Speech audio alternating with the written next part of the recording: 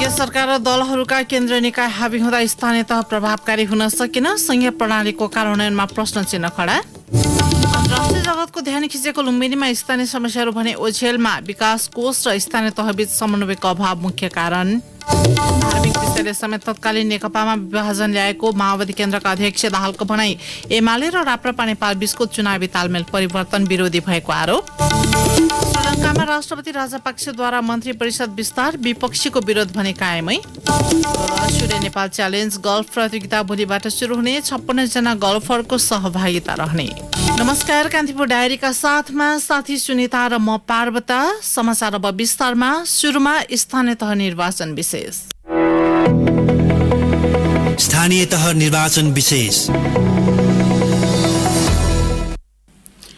आगामी स्थानीय निर्वाचनका लागि प्रमुख दलहरू चुनावी भाग बन्नमा जुटेका छन्। स्थानीय तह निर्वाचनमा महानगर र उपमहानगरको उम्मेद्वार चयन केन्द्रबाटै गर्ने दलहरूको तयारी छ। संघीय प्रणाली कार्यान्वयनमा आए पनि एकातिर दलहरूको केन्द्रीकृत सोचका कारण पार्टीका तल्ला कमिटी प्रभावविहीन भएका छन् भने अर्कोतर्फ कतिपय मुद्दामा स्थानीय तहमाथि केन्द्रीय सरकार नै हावी हुने गरेको भन्दै आलोचना भइरहेको छ। शासकीय प्रणालीमा केन्द्र हावी हुँदा संघीयताको व्यवहारिक कार्यान्वयनको पाटोमा प्रश्न उठेको छ।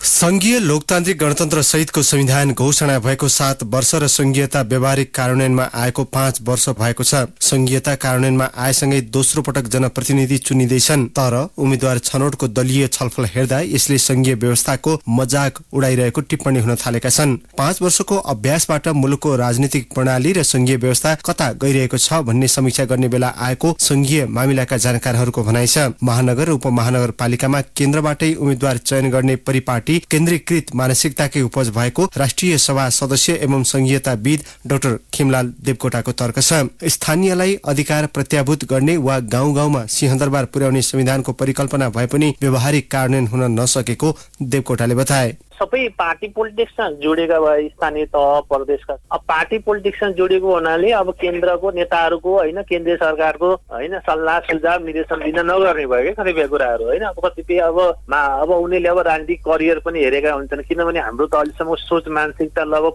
सबैको केन्द्रकै केन्द्रित नै छ, केन्द्रीकृत सोच र मानसिकता छ होइन। अब पालिकामा जानुभयो भने पनि हामीले सिंहदरबारको अधिकार चाहिँ गाउँसम्म भन्यौँ, तर पालिकामा मात्रै अधिकार पुगेको अब गाउँसम्म त पुगेको छैन। आम नागरिकमा संघीयता प्रति सकारात्मक धारणा बन्न सकेको छैन। त्यसैमाथि संविधानले तिनै तहका सरकारका एकल र साझा अधिकार व्यवस्था गर्दा गर्दै पनि नीति तथा कानूनहरू निर्माणमा संघीय सरकार नै हावी हुने गरेका छन्। 2074 को निर्वाचनसँगै कार्यपालिकाको अधिकार गाउँमा त पुगेका छन्, तर संघीय तथा प्रदेश सरकार हावी हुने प्रवृत्तिका कारण आम नागरिकका आकांक्षा अनुरूप स्थानीय सरकारले सेवा प्रवाह गर्न नसकेको देखिएको छ। स्थानीय तहमा जनताले आफूले खोजेको परिवर्तनको महसुस गर्न पाएनन् भने त्यसले नै नैराश्यता उत्पन्न गराउने पूर्व सचिव बालानन्द पौडेलको भनाइ छ। अब जनताले आफ्नो विकल्पहरू उपयुक्त मात्रामा पाएनन् यदि चुनावमा भने चाहिँ त्यसले एक किसिमको चाहिँ नैराश्यता आउन सक्छ मतदाताहरूमा। त्यसले गर्दाखेरि उनीहरूले आफ्नो प्रतिनिधित्व गर्ने विकल्पहरूको चाहिँ उपयुक्त छनौट गर्ने अवसरलाई सीमित नगरोस् भन्ने सबैले चाहने त त्यही नै हो। अब स्थानीय तह संविधान त उनीहरू आफ्नो काम गर्नलाई स्वायत्त छन्, स्वतन्त्र छन् होइन, संविधानको सीमाभित्र बसेर। तर अब हाम्रो काम गर्ने तरिकाहरू हिजोदेखिको जुन एक हिसाबको विरासत छ, त्यो विरासतले चाहिँ हामीलाई कहिलेकाहीँ संवैधानिक व्यवस्था अनुकूल जानलाई अलि अप्ठ्यारो परेको जस्तो देखिन्छ। अब संविधानमा तिनै तहको सरकारका एकल र साझा अधिकारको सूची बनाई अधिकारको बाँडफाँड गरिएको छ, तर व्यावहारिक रूपमा राज्य र राजनीतिक दल कसैले पनि यथार्थमा अभ्यास गर्न नचाहेको प्रशस्त उदाहरण छन्। महानगरमा उम्मेद्वार छनौटको हकमा पनि विरोधका स्वरहरू आइरहेका छन्। प्रदेश तथा स्थानीय तहका सरकारहरू हरेक निर्णयका लागि पार्टी, केन्द्र तथा संघीय सरकारको निर्णयमा निर्भर हुने गरेका छन्। स्थानीय तहका अन्य जनप्रतिनिधि भन्दा महानगर र उपमहानगर आर्थिक, सामाजिक र राजनीतिक दृष्टिकोणले महत्वपूर्ण रहेकाले केन्द्रीय तहबाट निर्णय गर्ने अवस्था आएको कतिपय दलका नेताहरूको भनाइ छ। सत्तारूढ माओवादी केन्द्रका नेता लीलामणि पोखरेल भन्छन्, सामान्य स्तरका पनि पालिका छन्, त्योभन्दा अलिकति माथिल्लो स्तरका पनि पालिका छन्, त्यो भनेपछि त्योभन्दा अलिक विशिष्ट पोलिटिकल गतिविधिका निम्ति, आर्थिक गतिविधिका निम्ति, राष्ट्रिय अन्तर्राष्ट्रिय सम्पर्क सम्बन्धका निम्ति भनेर महानगर र उपमहानगरलाई छुट्याएका कारणले तिनीहरूको लिडरसिप निर्माण गर्ने सन्दर्भमा केन्द्रले नै त्यसको टुङ्गो लगाउनु पर्छ भन्ने कुराहरू भएको हो। अनि त्यसो भइसके पछाडि यसको त्यो पोलिटिकल भ्यालुका कारणले स्वाभाविक रूपले केन्द्रले त्यसमा चाहिँ गर्ने हो। स्थानीय तहमा गर्ने बित्तिकै त्यहाँ इगो टक्राउँछ, स्थानीय अन्तर्विरोधहरू पनि देखा पर्ने भएको कारणले त्यस्तो नहोस् भन्नका निम्ति केन्द्रीय तहबाट नै त्यसको टुङ्गो लगाउने भनिएको हो। संघीय सरकारले स्थानीय तह र प्रदेशको अधिकार खुम्च्याउने गरी विधेयकहरू ल्याउने, बजेट ल्याउँदा पनि संघलाई बलियो बनाउने गरी ल्याउने, प्रधानमन्त्रीकै नेतृत्वमा रहेको संघीयता कार्यान्वयनमा प्रमुख भूमिका निर्वाह गर्ने, अन्तर प्रदेश समन्वय परिषदलाई निष्क्रिय बनाउने जस्ता कार्य संघीय प्रणालीका मान्यता विपरीत रहेको देखिन्छ, जसले संघीयताको मूल मर्ममै प्रहार गरेको भन्दै आलोचना समेत भइरहेको छ। समग्रमा सरकार तथा राजनीतिक दलहरूले विगत 5 वर्षमा गरेका कतिपय गलत कार्यका कारण आम नागरिकले सरकार र दलहरू प्रति मात्र नभई वर्तमान शासन व्यवस्था प्रति अपनत्व महसुस गर्न सकेका छैनन्। रेडियो कान्तिपुरका लागि अनिल परियार। लुम्बिनी क्षेत्र अन्तर्राष्ट्रिय जगतकै ध्यान खिच्न सफल छ, तर सबैले देखेको र बुझेको लुम्बिनी आसपासको क्षेत्रको दृश्य भने फरक छ अनि स्थानीय समस्या थुप्रै छन्। संघीय सरकार मातहतको लुम्बिनी क्षेत्र विकास कोष र स्थानीय तहबीचको समन्वय अभावका कारण स्थानीय विकासका अन्य मुद्दाहरू भने ओझेलमा पर्दै गएको छ। 17 वर्षमा पूरा गर्ने लक्ष्य सहित बनेको लुम्बिनी गुरु योजना 43 वर्ष भइसक्दा पनि पूरा हुन सकेको छैन। 4 दशक अघि 1155 बिघा जग्गा अधिग्रहण गरी अन्यत्र स्थानान्तरण गरिएका सर्वसाधारणलाई बाँडिएका आश्वासन समेत अधुरै छ। लुम्बिनीले विश्वकै ध्यान खिचिरहँदा शिक्षा, स्वास्थ्य र रोजगारी लगायतका मुद्दाहरू भने ओझेलमा परेको स्थानीय बासिन्दाको गुनासो छ। लुम्बिनी सांस्कृतिक नगरपालिकाका स्थानीयवासी मुस्लिम मुसलमान लुम्बिनीमा विकासका जतिसुकै कुरा गरे पनि बाहिर निस्किने बित्तिकै अथाह समस्या भएको गुनासो गर्छन्। पेसाले रिक्सा चालक उनी भन्छन्, भित्र छिर्नलाई टिकट लिन्छ, पार्किङ लिन्छ, हामी गरिब मान्छेलाई अब 200-400 कमाउने 100-200 रुपियाँ विकास कोषलाई दिने, यही हो। भित्र केही न हस्पिटल छ न स्कुल छ, केही छैन। सरकारी स्कुल छ तर बाहिर छ, लुम्बिनी भित्र छैन। पार्किङ छैन, कहाँ यही बाटोमा लगाउने हो, सब त कम्तीमा पार्किङ दिन पर्यो रिक्सावालालाई। जग्गा अधिग्रहण गर्दा लुम्बिनी क्षेत्र विकास कोषले हरेक विकास निर्माणमा स्थानीयको सहभागिता गराउने, रोजगारी सिर्जना गर्ने, कोष अन्तर्गत विद्यालय र स्वास्थ्य केन्द्र बनाउने सहमति गरे पनि सो अनुसारको काम भने नभएको उनीहरूले बताएका छन्। करिब 8 गाउँका 8000 बढी परिवार तत्कालीन अवस्थामा प्रभावित बनेका थिए। उनीहरूलाई रोजगारी दिने लगायत प्रतिबद्धता अनुसार कुनै काम हुन नसकेको उनीहरूको भनाइ छ। स्थानीय रामपद गुप्ता, हामी त सानो थिए, हामीलाई त्यति थाहा छैन। त्यहाँ बाबाहरू भन्दै थिए कि यहाँबाट निक्ले भने हामीहरू छोराहरूको नौकरी दिन्छ, खाना दिन्छ, सबै व्यवस्था गर्छ, तर केही गरेन। 1000 रुपियाँ बिघा दियो, त्यो पनि पैसा एकट्ठा आएन। त्यो खेतीले हामी केही खरिद्न सकेन। लुम्बिनीको विकासका लागि सो क्षेत्र वरपरको समेत विकास अनिवार्य भएको स्थानीय नारायण अर्याल बताउँछन्। लुम्बिनीको पहिचान आफूहरूसँग समेत जोडिने भएकाले स्थानीय सरकार र कोषले ध्यान दिनुपर्ने उनको सुझाव छ। कोषले समन्वय नगरी एकलौटी गरेर अघि बढ्दा स्थानीयको जीवन स्तरमा सुधार आउन नसकेको अर्यालले दाबी गरे। आफ्नो भित्र क्षेत्रभित्र मात्रै, त्यही भित्र पनि त्यति छैन गर्नुपर्ने हो। जस्तै त्यहाँ भित्र बाटोहरू सडकहरू बल्ल अलिकति अलिअलि यस्तो विस्तार भइरहेछ। बाहिर जबसम्म विकास हुँदैन त भित्र विकास भएर केही पनि फरक हुँदैन। सन् 1978 मा विश्वकै प्रख्यात जापानका वास्तुविद प्रोफेसर केन्जो टाङ्गे नेतृत्वको टिमले 6 वर्ष लगाएर लुम्बिनी गुरु योजना तयार पारेको थियो। गुरु योजना बन्दा सन् 1995 मै सम्पन्न गर्ने लक्ष्य थियो। सरकारको प्राथमिकतामा नपर्दा र पर्याप्त बजेट विनियोजन नहुँदा निर्धारित समयमा काम हुन नसकेको लुम्बिनी विकास कोषको भनाइ छ।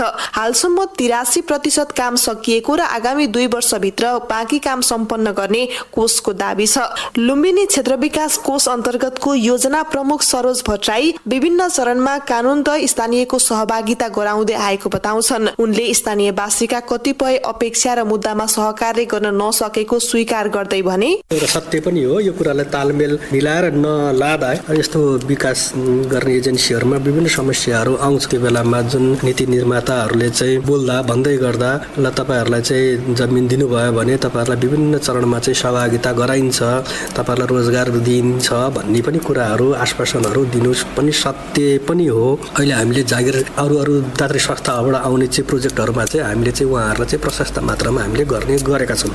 त्यहाँका जनप्रतिनिधिहरूले पनि विकास कोषले आफूहरूसँग समन्वय नगरेको आरोप लगाएका छन्। लुम्बिनी सांस्कृतिक नगरपालिका वडा नम्बर 3 का अथरामुद्दिन मुसलमान भन्छन्, लुम्बिनी आफ्नो मात्र विकास हो। 40 वर्षदेखिको लुम्बिनी आफ्नो मात्र विकास गर्न खोजे, बाहिर गर्न खोजेन। लुम्बिनी विकासको धारणा के छ भन्दाखेरि कम्पाउन्ड भित्र लुम्बिनी मात्रै हो, 1155 बिघा, त्यो भन्दा बाहिर सोचेन। अहिलेसम्म केही समन्वय गरेको छैन, खालि मिटिङ बसाल्ने हो। यो गर्छु भन्दा अहिले तपाईँको 10 वर्षमा विरोध नसक्ने भनेको हो। 40 वर्ष भइसक्यो त केही भएको छैन। एक करोड चलाइरहेको छ लुम्बिनी विकास कोष। गुरुयोजना राष्ट्रिय आकांक्षाको विषय भए पनि यसमा स्थानीय तहको विकास समेत जोडिएको छ। समग्र रूपमा विकास नभई एकल लुम्बिनीको चौघेरामा मात्रै भएको विकासले कुनै अर्थ नराख्ने भन्दै आगामी स्थानीय तहको निर्वाचनबाट आउने नेतृत्वले त्यसका लागि काम गर्ने उनीहरूको अपेक्षा छ। रेडियो कान्तिपुरका लागि सहकर्मी इन्द्रलक्ष्मी घिमिरेको साथमा केशु लामिछाने, लुम्बिनी। कान्तिपुर डायरीमा अब ब्रेकको पालो।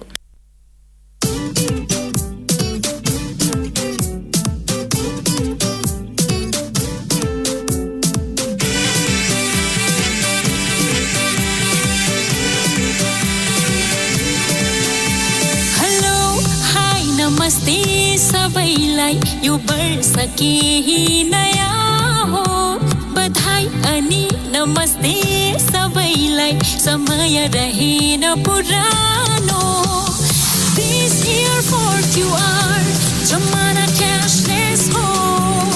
This year for QR, सय होस् कि हजार, travel होस् कि celebration, खुदराया थोक बाजार, मेडिकल होस् कि डाइनिंग, सय होस् या हजार, जमाना क्याशलेस, फोन पे गरी अघि बढौँ, 'cause this year is only for QR, सय होस् कि हजार, this year is what you are.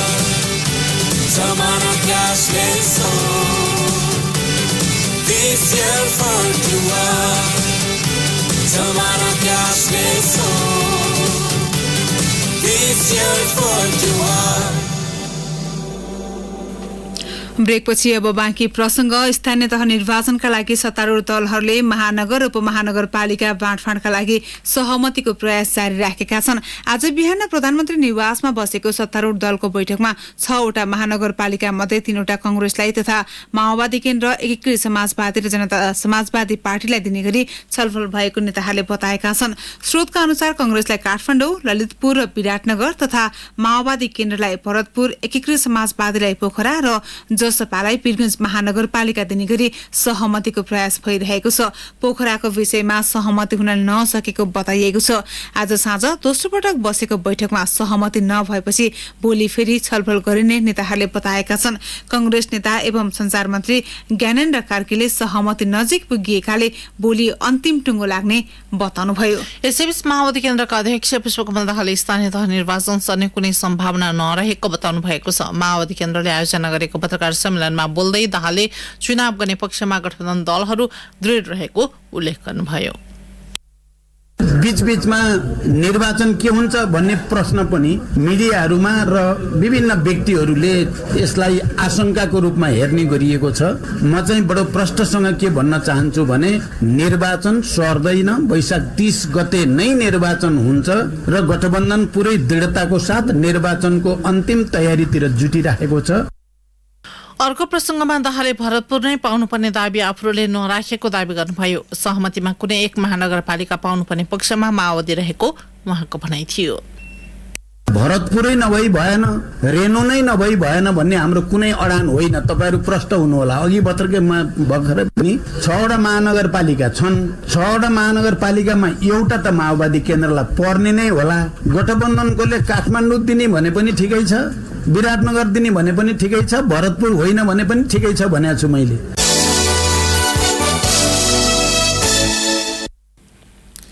निर्वाचन आयोगले आसन्न स्थानीय तह निर्वाचनका लागि 46 जिल्लाको मतपत्र छापिसकेको जनाएको छ। आयोगले आज आयोजना गरेको पत्रकार सम्मेलनमा प्रवक्ता शालिग्राम शर्मा पौडेलले 46 जिल्लाका लागि मतपत्र तयार भइसकेको जानकारी दिनुभयो। आगामी स्थानीय तह निर्वाचनका लागि आवश्यक 1,94,00,000 थान मतपत्र मध्ये आजसम्म 46 जिल्लाको 95,25,000 थान मतपत्र छपाई सम्पन्न भएको छ। निर्वाचन आयोगले जनशिक्षा सामग्री केन्द्रमा मतपत्र छपाई गरिरहेको छ। सुरुमा दुर्गमका जिल्लाका लागि र पछि सुगमका जिल्लाका लागि मतपत्र छपाईको काम भइरहेको हो। आयोगले स्थानीय तह निर्वाचनका लागि 1,94,00,000 थान मतपत्र छाप्ने तयारी गरेको छ। यसैबीच आयोगले स्थानीय तह निर्वाचन आचार संहिता उल्लङ्घन भएको सूचनाका आधारमा विभिन्न राजनीतिक दल र सम्बन्धित नेतासँग मागिएको जवाफ आउने क्रम जारी रहेको जनाएको छ।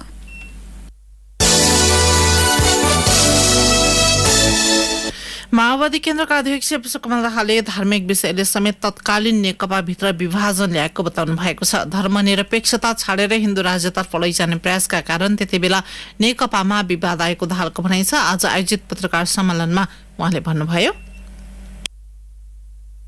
हिजो नेकपा जुन मनसायले देशको राजनीतिक स्थायित्व विकास र समृद्धिको निम्ति भनेर गरिएको थियो, त्यो मूलभूत कुराले त्यो भङ्ग भएको हो भन्ने कुरा तपाईहरुलाई थाहा छ। धर्मनिरपेक्षताको ठाउँमा हिन्दू अतिवादतिर जान खोज्ने प्रवृत्तिका कारणले पनि समस्या पैदा भएको हो। अहिलेको सत्तारूढ गठबन्धनका सबै दलहरू संविधानले तोकेका धर्मनिरपेक्षता सहितको व्यवस्थामा प्रतिबद्ध रहेको दाहालले बताउनुभयो। एमाले राप्रपा नेपालसँग गरेको चुनावी तालमेलप्रति लक्षित गर्दै उहाँले भन्नुभयो, राप्रपा भन्नुहोस् या राजा नै फर्काउन पर्छ भन्ने पार्टीहरूसँग गठबन्धन गर्नुको तात्पर्य गणतन्त्रको रक्षाको निम्ति हुन सक्छ त? अनि हाम्रो गठबन्धनभित्र कोही गणतन्त्र विरोधी देख्नु भएको छ त? भन्दा यो त दिनको घाम जतिकै छर्लङ्ग छ नि।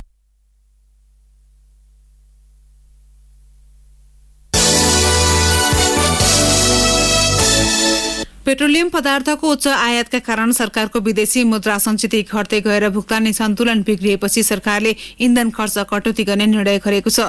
गत चैत्र 30 गतेको मन्त्री परिषद बैठकले सरकारी सुविधाको इन्धनमा 20% कटौती गर्ने निर्णय गरेको अर्थ मन्त्रालयले जनाएको छ। चालु आर्थिक वर्षका लागि सरकारले इन्धन खर्च शीर्षकमा छुट्याएको बजेट कटौती गर्ने निर्णय गरेको हो। छुट्टै ऐनबाट इन्धन सुविधा पाइरहेका पदाधिकारीहरूलाई इन्धन सुविधा 20% कटौती गर्ने पनि सरकारले निर्णय गरेको छ। सरकारको यस्तो निर्णय आगामी असार मसान्तसम्म लागू हुने पनि अर्थ मन्त्रालयले जनाएको छ।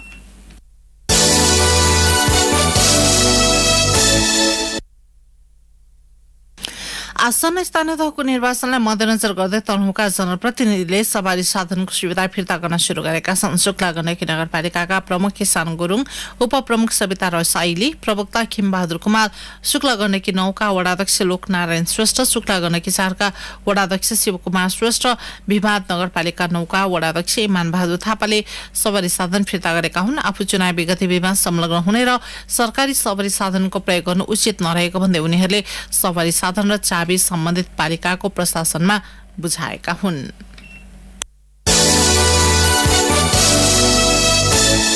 कान्तिपुर डायरीमा अब मकवानपुर डायरीको पालो। मकवानपुर डायरीबाट सुभाष बुढारीको नमस्कार। विगत 1 वर्षमा सवारी दुर्घटनामा बागमती प्रदेशका 360 जनाले ज्यान गुमाएका छन्। बितेको 2078 सालमा प्रदेशमा 1647 दुर्घटनामा परि 360 जनाले ज्यान गुमाएका हुन्। बागमती प्रदेश ट्राफिक प्रहरी कार्यालयका अनुसार काठमाडौँ, भक्तपुर र ललितपुर बाहेक 10 जिल्लामा भएको दुर्घटनामा उनीहरूले ज्यान गुमाएका हुन्। कार्यालयका प्रमुख प्रहरी उपरीक्षक सुशील सिंह राठौरका अनुसार 3389 जना घाइते भएका छन्। सरकारले जिल्ला प्रशासन कार्यालय मार्फत निर्वाचन अघि हात हतियार नियन्त्रणमा लिँदै आएको छ। सरकारले निर्वाचन केन्द्रीय सुरक्षा व्यवस्था अन्तर्गत मकवानपुरमा पनि प्रशासन मार्फत हात हतियार बुझाउन आह्वान गरेको थियो। वैशाख 30 गते हुने स्थानीय तहको निर्वाचनका लागि जिल्ला प्रशासन कार्यालयले चैत मसान्तभित्र हात हतियार बुझाउन आह्वान गरे पनि न्यून मात्रामा हात हतियार नियन्त्रणमा आएको छ। प्रशासनका अनुसार जिल्लाभित्र इजाजत लिएका 49 हात हतियार मध्ये 4 जनाले मात्र बुझाएका छन्। जिल्ला आयुर्वेद स्वास्थ्य केन्द्र मकवानपुरले विगत 9 वर्षदेखि ज्येष्ठ नागरिकलाई निशुल्क स्वास्थ्य सेवा प्रदान गर्दै आएको छ। चालु आर्थिक वर्ष 2078-79 को हालसम्म 900 भन्दा बढी ज्येष्ठ नागरिकलाई निशुल्क स्वास्थ्य सेवा प्रदान गरेको जिल्ला आयुर्वेद स्वास्थ्य केन्द्र मकवानपुरका सूचना अधिकारी अशोक कुमार झाले जानकारी दिनुभयो। गत आर्थिक वर्ष 2077-78 मा 1200 जना ज्येष्ठ नागरिकलाई निशुल्क औषधि उपचार प्रदान गरेको उहाँले बताउनुभयो। हेटौडा उपमहानगरपालिका र साहित्य संगम मकवानपुरद्वारा सञ्चालित पुष्पलाल स्मृति पुस्तकालयमा अध्ययनका लागि आउने पाठकको संख्या न्यून रहने गरेको छ। हेटौडा 5 स्थित पुस्तकालयमा अहिले दैनिक 8-9 जना पाठकहरू अध्ययनका लागि आउने गरेको पुस्तकालयका कर्मचारी आकृति मानन्दले जानकारी दिनुभयो। पुस्तकालयमा प्राय साहित्यकार र विद्यार्थीहरू अध्ययनका लागि आउने गरेको मानन्दले बताउनुभयो। पुस्तकालयमा 5000 भन्दा बढी पुस्तक छन्। हस्त मकवानपुर डायरी आजलाई यति नै। सुभाष बुढारीलाई बिदा दिनुहोस्। नमस्कार।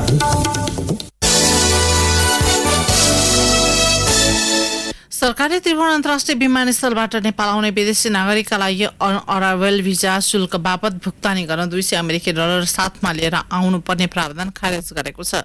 विमानस्थल अध्यागमनमा राखिएका ब्याङ्कका एटिएममा बारम्बार समस्या आएको र भिजा बापत रकम भुक्तानीमा समय लागेको कारण देखाउँदै विमानस्थल अध्यागमन कार्यालयले गत शुक्रबारबाट विदेशी नागरिक विमानस्थलबाटै अन अराइभल भिजा लिने गरी आउँदा $200 साथमै बोक्नुपर्ने प्रावधान ल्याएको थियो। त्यसप्रति चौतर्फी आलोचना भएपछि गृह मन्त्रालयले विमानस्थल अध्यागमन कार्यालयबाट भएको निर्णय खारेज गर्दै पहिलेकै सेवा छिटो र चुस्त बनाउन निर्देशन दिएको हो। यस सम्बन्धी कुनै समस्या आए समाधानका लागि अध्यागमन विभाग, विमानस्थल अध्यागमन कार्यालय र विमानस्थल प्रशासनबीच समन्वय र नियमित अनुगमन गर्ने निर्णय पनि भएको छ। त्यस्तै अहिले अध्यागमन डेस्कमा सञ्चालनमा रहेका राष्ट्रिय वाणिज्य ब्याङ्कका 4वटा एटिएम मेसिनलाई बढाएर 6वटा पुर्याउने पनि निर्णय भएको छ। कान्तिपुर डायरीमा पुनः ब्रेकको पालो। ब्रेकपछि अब आर्थिक प्रसंग। कर्णाली प्रदेशमा करिब 15 अर्ब रुपियाँ बराबरको लगानीमा सिमेन्ट उद्योग सञ्चालन गरिने भएको छ। सुर्खेतको बराहाताल गाउँपालिकामा सो सिमेन्ट उद्योग सञ्चालनका लागि प्रक्रिया थालिएको हो। गत चैत्र 17 गते बसेको लगानी बोर्डको बैठकले बराहाताल गाउँपालिका साथ लखरपाटामा सिमेन्ट उद्योग सञ्चालनका लागि अनुमति दिए लगतै प्रक्रिया अगाडि बढेको हाम्रा सहकर्मीले जनाएका छन्। उद्योग सञ्चालनका लागि कर्णाली प्रदेश सरकार र उद्योग सञ्चालकबीच छलफल समेत भएको छ। मुख्यमन्त्री जीवन बहादुर शाहीले कर्णालीमा हालसम्मकै ठूलो लगानी भित्रिएको भन्दै आवश्यक सहजीकरण गर्ने बताउनुभयो। 2 वर्षभित्र सिमेन्ट उत्पादन गर्ने लक्ष्य राखेको कम्पनीले उद्योगबाट दैनिक 50 देखि 60 हजार बोरा सिमेन्ट र 3000 टन क्लिङ्कर उत्पादन गर्ने लक्ष्य राखेको छ। अब नेप्से धितोपत्र बजार शेयर कारोबार मापक नेप्से परिसूचक दोहोरो अङ्कले घटेको छ। नेपाल स्टक एक्सचेन्जका अनुसार 41.77 अङ्कले घटेर 2343.87 अङ्कमा पुगेको छ। यस्तै ठूला कम्पनीहरूको कारोबार मापक गर्ने सेन्सेटी परिसूचक 6.82 अङ्कमा पुगेको छ। आज कुल 229वटा कम्पनीहरूको 38,76,302 केता शेयर किनबेच भए, जस अन्तर्गत 1,06,6,92,956 रुपियाँको कारोबार भएको छ। कारोबारमा आएका 13 उपसमूह मध्ये सबै उपसमूहको शेयर मूल्य घटेको छ।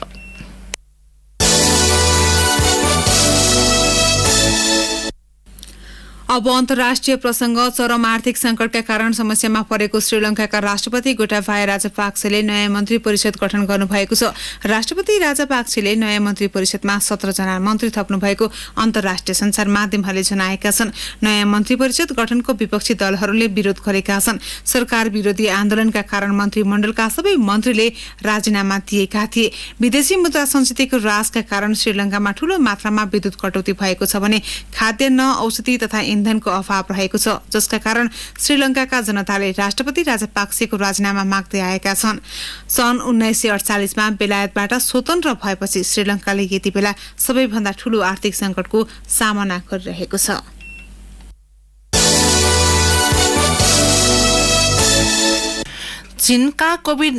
चीनमा कोभिड-19 का कारण 3 जनाको मृत्यु भएको छ। मुख्य व्यापारिक शहर सांघाईमा कोभिड-19 विरुद्धका सबै प्रतिबन्ध हटेपछि संक्रमणका कारण पहिलो पटक 3 जनाको मृत्यु भएको हो। मार्चको अन्तिम सातापछि पहिलो पटक संक्रमणका कारण सो संख्यामा मृत्यु भएको बीबीसीले जनाएको छ। मृत्यु हुनेमा संक्रमण विरुद्धको खोप नलगाएका ज्येष्ठ नागरिकहरू छन्। आज मात्र त्यहाँ 22,248 जनामा कोरोना संक्रमण पुष्टि भएको छ।